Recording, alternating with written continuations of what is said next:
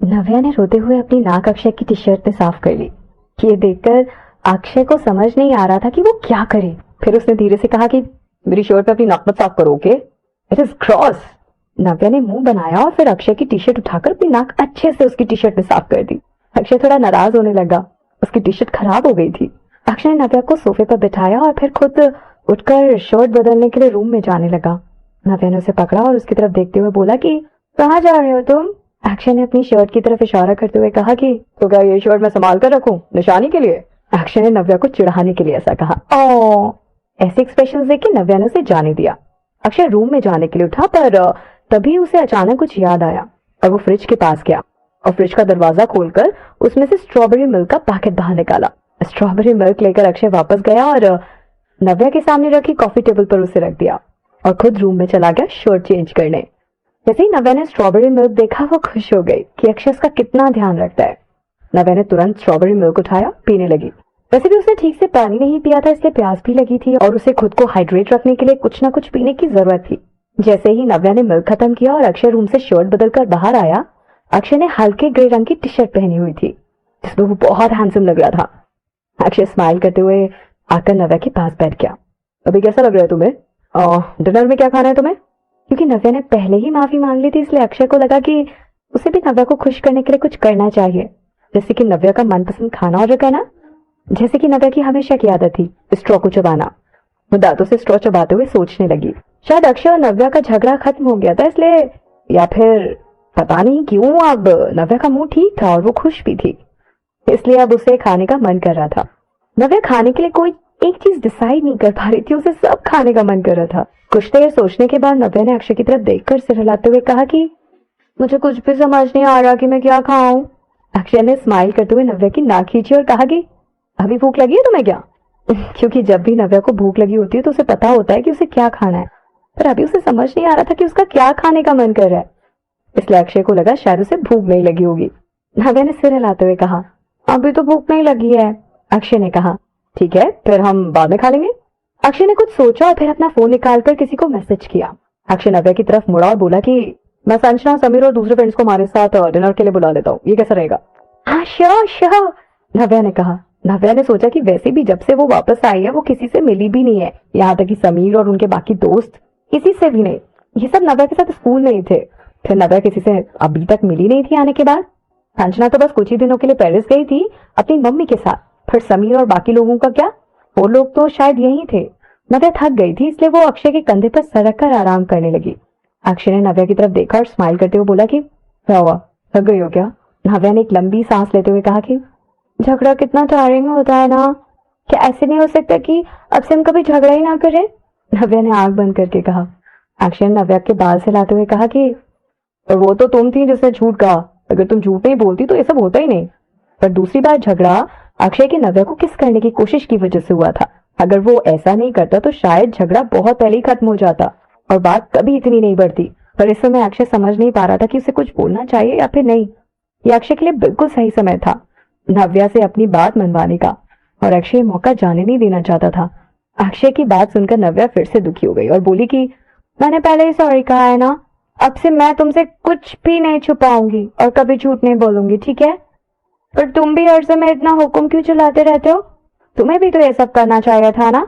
नव्या एक इंडिपेंडेंट लड़की थी जो अपनी मर्जी से जिंदगी जीना चाहती थी और बहुत कुछ करना चाहती थी। नव्या को जो मन करे वो कर सकती है, अक्षय उसे ऐसे रोक नहीं सकता था, है ना? अचानक नव्या के मन में ख्याल आया कि अगर उसकी शादी अक्षय से हो गई तो नव्या को हर काम अक्षय से पूछकर ही करना होगा और उसकी मर्जी के खिलाफ वो कुछ नहीं कर पाएगी। तो शायद कोई भूल गया था कि कौन किसे कंट्रोल करता है। हमेशा अक्षय ही नव्या की जिद के सामने हार मान जाता था। तो नव्या अभी भी छोटी थी और इतनी कम उम्र में शादी करना बहुत जल्दबाजी हो जाती, इसलिए नव्या ने शादी के बारे में ज्यादा सोचना जरूरी नहीं समझा। अक्षय ने नव्या की तरफ देखा और कहा कि तो फिर तुम भी हर समय हर बात पर जिद मत किया करो और हमेशा सोच समझ के दोस्त बनाया करो, ओके? अक्षय ये कहना चाहता था कि नव्या ने बिना अक्षय से पूछे अर्जुन से दोस्ती करके अक्षय को उसके खिलाफ कर लिया था। नव्या इस बारे में और डिस्कशन नहीं करना चाहती थी, नहीं तो शायद फिर से दोनों की बहस हो जाती और झगड़ा हो जाता।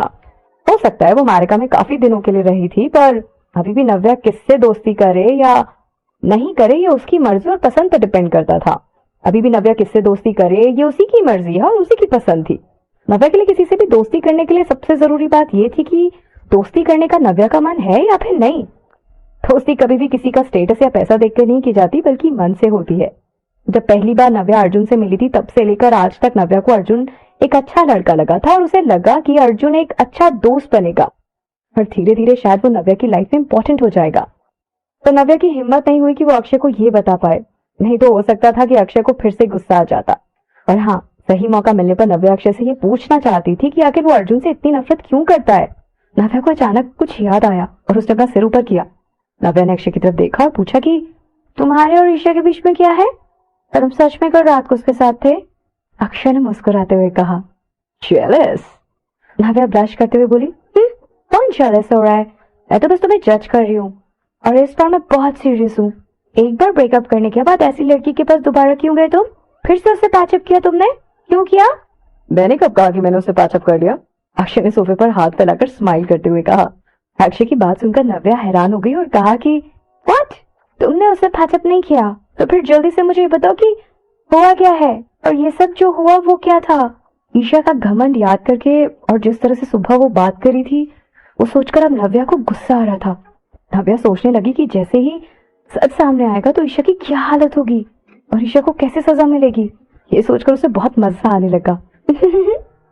अक्षय ने बस एक बार नव्या की तरफ देखा और झलक में बता दिया कि नव्या के दिमाग में चल क्या रहा है। ये बात सच है कि मैं कल रात ईशा के साथ था और वो सिर्फ इसलिए क्योंकि मेरी फ्रेंड ने मुझे इनवाइट किया था और मैं अपने फ्रेंड से मिलने गया था और इत्तेफाक से ईशा वहीं थी। मैंने कभी नहीं कहा कि मैं उसे पैचअप कर रहा हूँ, ये सब ईशा ने खुद से ही सोच लिया। अक्षय ने नव्या को समझने की कोशिश की और सुबह जो भी हुआ उस बात के लिए खुद को जिम्मेदार नहीं बताया। पर दरअसल अक्षय नहीं चाहता था कि नव्या को ये पता चले कि उसने ईशा को जानबूझकर इस्तेमाल किया ताकि नव्या को जलन हो। नव्या ने तुरंत अक्षय से पूछा, तो फिर तुमने उसे क्लास 18 में क्यों ट्रांसफर किया? मुझसे ये बर्दाश्त नहीं हुआ और वो लड़की इतनी बदतमीज और इतनी घमंडी है, मैं बता नहीं सकती तुमको। अक्षय धीरे धीरे स्माइल करने लगा क्योंकि वो जानता था कि ऐसा ही होने वाला है। अक्षय ने नव्या से पूछा कि उसने तुम्हें परेशान किया? उसने तुम्हें कुछ कहा क्या? नव्या ने अपनी नाक ऊपर करते हुए नाराजगी दिखाई। नव्या समझ गई थी कि अक्षय ने ऐसा जानकर किया है। अक्षय को नव्या की बात सही नहीं लगी और बोला कि ये तो सबसे आसान काम था जो तुम कर सकती थी। अगर तुम्हें वो पसंद नहीं थी तो तुम उसे जहां चाहो वहां ट्रांसफर करा सकती थी। तुम बताओ कौन सी क्लास में भेजना है उसे?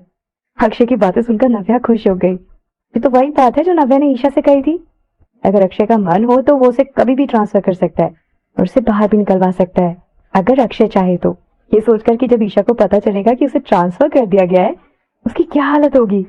अब ये सोच सोचकर नव्या को हंसी आ रही थी। ईशा को क्लास 18 में आए बस एक ही दिन हुआ था और एक ही दिन में उसे दूसरी क्लास में ट्रांसफर कर दिया जाएगा। ये तो बहुत बुरा होने वाला था उसके साथ। अब नव्या को समझ नहीं आ रहा था कि उसे क्या करना चाहिए। क्या उसे ईशा पर थोड़ी दया करके कुछ दिन और क्लास में रहने देना चाहिए